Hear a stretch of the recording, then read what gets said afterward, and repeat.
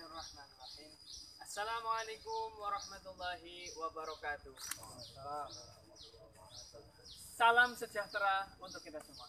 Alhamdulillahirrahmanirrahim. Sahabat subscriber Gus Handika Official, kembali lagi bersama kami. Saya Muhammad Hidayatullah Lukes Sinyadikara dan rekan saya ini ahli penerawangan, terutama kalau terawang gambar yang bergambar Markas Soekarno ini paling jelas. Ini bersama rekan kita namanya Kang Rosid.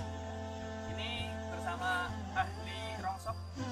Beliau paling ahli dalam mencari rongsok yang berkelas, karena dari rongsok itu bisa mendapatkan emas, guys. Beliau Kang Harun, dan bersama kita lagi di sebelah kiri saya beliau Kang Juni.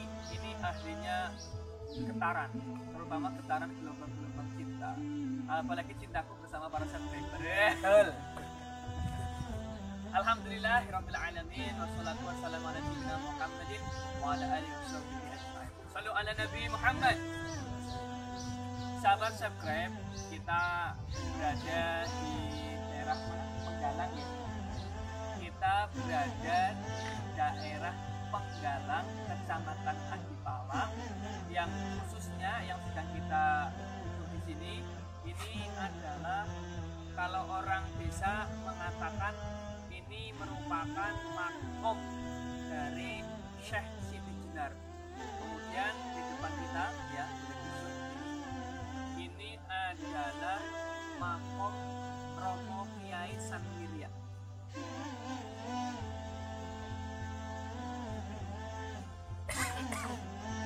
Sahabat subscribe, biasa di channel YouTube kami kita akan menelusuri mengenai kisah-kisah yang berkembang di daerah khususnya di Cilacap dan yang ada kaitannya dengan nilai-nilai sejarah dan nilai-nilai filosofi yang ada. Sahabat subscribe, ini apakah betul ini adalah makam dari Syekh Siti Jenar yang masyhur dengan istilah Manunggaling Kawula Gusti, atau dalam bahasa Islam itu dikenal dengan paham wahdatul wujud, yaitu bersatunya manusia dengan penciptanya. Wallahu a'lam, itu merupakan suatu teori yang tentunya masyhur. Kalau di Mesir itu disebarkan atau dianut oleh Syekh Al-Hallaj. Kalau di Jawa masyhur di zaman para wali, terutama wali sembilan di Aulia Tis'ah, yang paling terkenal dengan ajaran Wahdatul Wujud atau ajaran Manunggaling Kawula Gusti, yaitu beliau Syekh Siti Jenar. Oke. Selain itu, subscribe, jangan lewatkan video-video ini, karena selain kita akan menelusuri mengenai kebenaran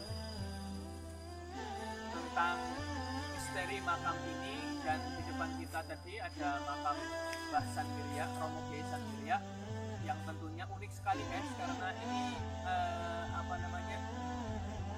dinaungi sebuah pohon besar yang pohonnya itu membentuk seperti payung ya. Jadi kalau kita zoom dari bawah, pohon yang berada di makam Mbah Sanwirya ini menjulang ke atas, kemudian menutup ke bawah. Jadi seperti jamur ya, seperti payung. Jadi kalau di sudut bawah ini ke atas, kemudian tidak lurus ke atas tapi ke bawah. Dan ini yang saya sering amati, biasanya pohon-pohon dengan tipe seperti ini banyak saya jumpai di makam-makam keramat guys. Di makam keramat biasanya yang masyhur di kalangan orang-orang muslim itu wali. Wallahu alam, karena saya juga bukan wali. Soalnya besok kalau udah nikah wali-wali daya, guys. Wali-wali daya, wali muridnya yaumanya murid kita. Yang jelas saya juga wali ya. Ini wali murid. Wali murid. Jadi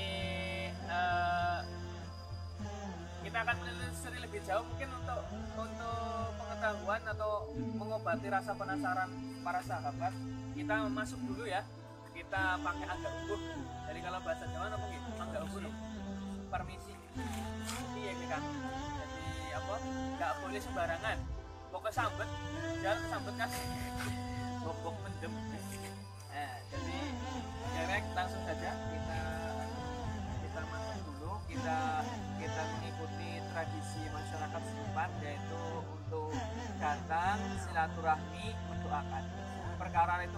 salah, yang jelas kita niatnya mendoakan, bukan meminta jimat atau meminta kepada ahli kubur. Ayo. Guys, ini saya itu begitu agak agak masyghul sebenarnya atau ragu karena nama Syekh Siti Jenar ini di Demak juga ada, di Cirebon juga ada, kemudian di Jawa Timur juga ada, bahkan pahamnya itu meluas. Sebenarnya apa benar ini merupakan makam atau jangan-jangan hanya sekedar petilasan?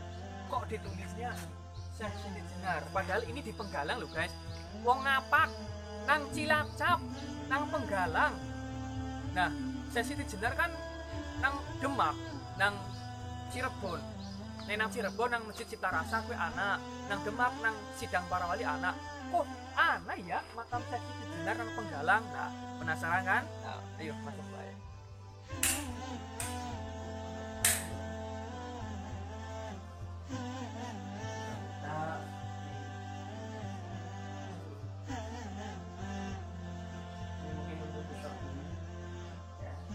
Adalah nisan. Ini ada nisan. Ini adalah nisan yang dianggap oleh masyarakat sekitar. Ya ini kan udah dibangun dulu, yang membangun adalah Ki Dalang Ngadiun. Ya, Tondo Carito, orang Karangsari yang beliau berprofesi sebagai dalang. Ini berada lokasinya di Penggalang, Kecamatan Adipala, tepatnya di daerah Gunung Jengkol. Ini sudah direhab ya. Mari kita ini dulu, monggo teman-teman, kita coba. Bagus gitu ya, kita pakai adab. Alhamdulillah kita sudah mendoakan, walaupun tadi itu benar atau salah, yang penting tadi kita menggunakan kalimat doanya Allahumma ighfir li ummati sayyidina. Karena kita tidak tahu ini makam orang atau bukan, atau jangan-jangan hanya sekedar petilasan. Makanya tadi lafaz doa yang kita gunakan Allahumma ighfir li ummati sayyidina Muhammad. Jadi kita mendoakan untuk semua umat Nabi Muhammad. Shallu ala Nabi Muhammad. Ya Rabbi sholli alaihi. Ini sebelum kita melanjutkan lagi disut dulu ini. Ini ada unik, mungkin perlu dijelaskan. Ya, ini guys ada tumpukan. Jadi nyun sewu bisa dilihat. Ini ada, jadi ada, ini namanya dupa, ya. Kalau dalam bahasa itu namanya dupa. Ini adalah hasil dari pembakaran kemenyan. Ini bunga untuk wewangian dan ini biasanya untuk menancapkan dupa ya. Jadi ya dalam bentuk ini. Jadi ini nyun sewu. Tradisi seperti ini apakah bertentangan dengan syariat Islam? Kembali kepada akad. Jadi kalau ini sering nggak Om jenengan menjumpai kayak gini di rumah? Sering ya. Nah, jadi ini baunya wangi nggak menurut jenengan? Wangi kan? Kan rasid mambune wangi ora nggih? Wangi. Jadi nek carane wong Jawa ki ngarani kaya iki wangi. Nek sing kula ngerteni guys, nek nang bahasane wong muslim, kowe Gusti Allah seneng sing wangi-wangi. Dadi kiye janjane anak-anak apa bakaran menyan ki dudu go nyembah, ya kok Om? Kiye anu kok wangi-wangi. Dadi ki padha numpuk kaya kiye ge, desa ge kaya kiye, anak kembang ini wangi. Dadi dudu merga penyembahan. Ini adalah murni mutlak untuk menimbulkan bau wangi. Neng jenengan pernah aring Bali, anak jenengane makam daerah apa ya sing wonge kowe ora dikubur, dadi wonge mung digretak natok. Dadi nang wit menyan. Trunyan. Iya, nang Bali kowe anak kae anak nggon kaya nang kae, tapi ora dikubur. Dadi mung digretak natok. Ora bosok bosok ning ora mampu mayit. Sebabnya nang apa? Mergane anak temennya lagulannya nggih, gore kan resik. Nah, terus dibakari menyanyi ya. Ini jadinya ruangannya jadi baunya wangi, akhirnya jadi orang pengep. Jadi janjane iki kaya iki kudu nyembah. Jadi para sahabat subscribe nek ninine pokene kakine buyute pada bakare keyakinan omah, kowe kudu nggo nyembah, nggo wangi-wangi sebab menyan nek carane wong Jawa menggune Wangi. betul sekali. Nah ini apakah makam atau bukan Allah alam kan wis dirembak piye. Jadi kena kembang mawar mambune wangi namanya wangi. Ya wis kayak sekilas nanti penjelasannya nanti kita duduk santuy karena ada satu lagi di depan ini ada yang tadi ada pohon ya. Ini ada makam di sini, terus pohonnya itu ke atas tapi nggak menjulurkan ini langsung berarti kayak apa? Kayak payung. Itu adalah makam Simbah Kiai Romo Kiai Sanwirya. Kata san dalam bahasa Jawa itu adalah singkatan dari Hasan. Jadi kalimat Sanwirya adalah singkatan dari sebutan Hasan Wirya.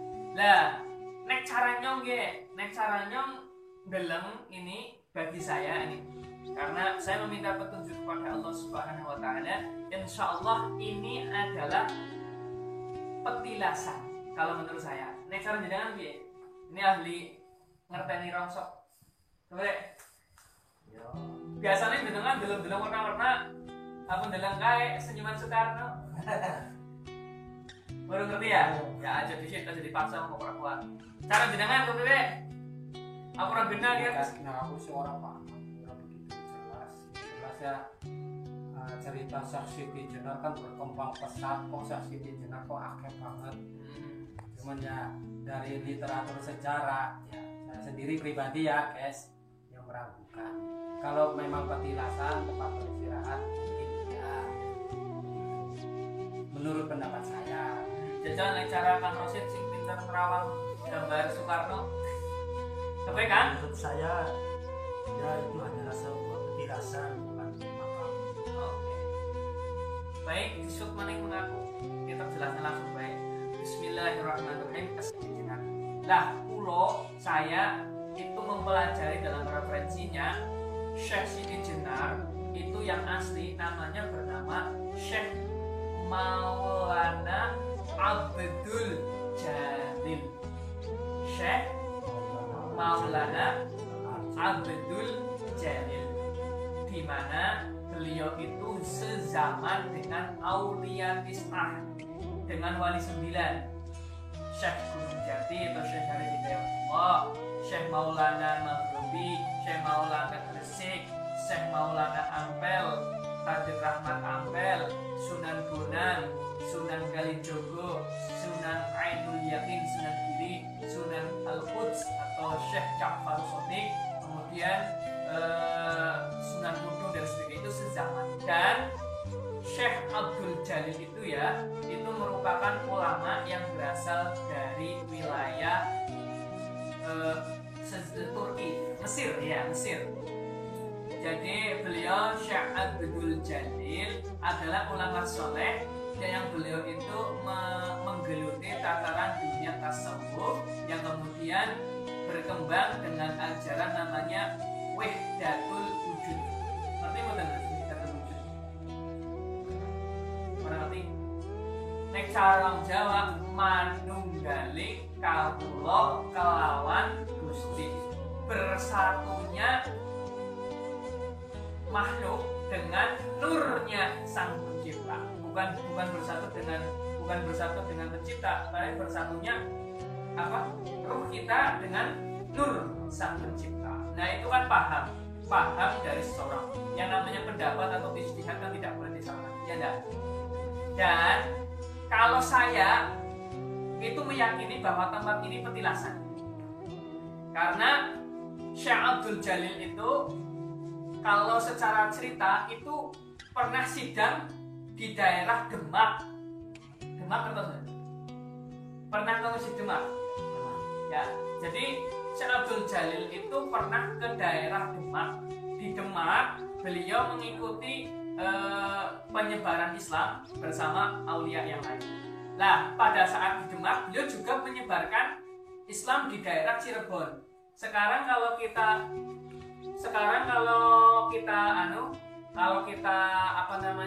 tarik kesimpulan di daerah Demak berarti di daerah mana? Demak berarti di daerah mana? Di daerah Jawa Tengah. Dengan Cirebon di daerah Citarasa berarti daerah mana? Dan ini Penggalang berarti di daerah mana? Perbatasan. Artinya apa? Kira-kira nek cara wong Jawa ngarani logis apa ora? Nek sukses Siti Jenar gue misalkan melakukan perjalanan sekang daerah Cirebon menyusuri jalur selatan berarti lewatnya di Cilacap terus mengenai lewat ngene kan Penggalang. Kira-kira nek nang kene mandek sah ora? Saat ini bisa jadi ini merupakan tempat istirahatnya Syekh Abdul Jalil atau Syekh Siti Jenar yang melakukan perjalanan dari Masjid Agung Cirebon atau Masjid Sang Ciptarasa kemudian mau melakukan perjalanan ke Demak, yaitu di daerah Demak lewatnya jalur selatan. Pada saat dulu daerah ini hutan belantara dan mungkin Syekh Siti Jenar istirahat di daerah sini, menyebarkan Islam di daerah sini, makanya daerah ini ada petilasan Syekh Siti Jenar yang aslinya bernama Syekh Maulana Abdul Jalil yang beliau itu menyebarkan Islam di daerah Cirebon, Citarasa dan menyebarkan Islam mengikuti musyawarah para wali di daerah Demak.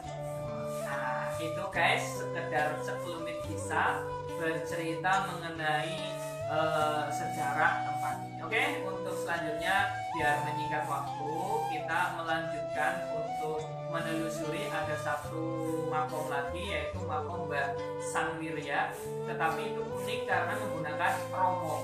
Biasanya kalimat romo itu disematkan ke kiai yang memiliki kemursyidhan. Dalam bahasa lain, kemungkinan besar romo Kiai Sangwirya ini merupakan mursyid Thariqah. Mursyid Thariqah. Thariqah itu ada beberapa di antara paham yang ditempuh umat Islam mengikuti jalan Thariqah. Nah, jadi ada namanya Thariqah yaitu jalan mendekatkan diri kepada Sang Khalik. Dan Mbah Sangwirya yang makamnya tadi ada pohonnya yang membentuk payung itu disematkan nama Romo Sangwirya. Berarti kemungkinan merupakan seorang wallahu alam. Lebih jelasnya kita akan mewawancarai orang sekitar yang paham atau jika mereka belum kita akan menggunakan teknik petunjuk pada Allah. Begitu guys, terima kasih. Kita lanjutkan. Jangan lupa untuk subscribe dulu dan jangan lewatkan video ini. Insya Allah tayangan ini bermanfaat. Dan di akhir video saya nanti akan menjelaskan 10 menit mengenai manunggaling kaulah. Wallahu a'lam bishawab. Lanjut.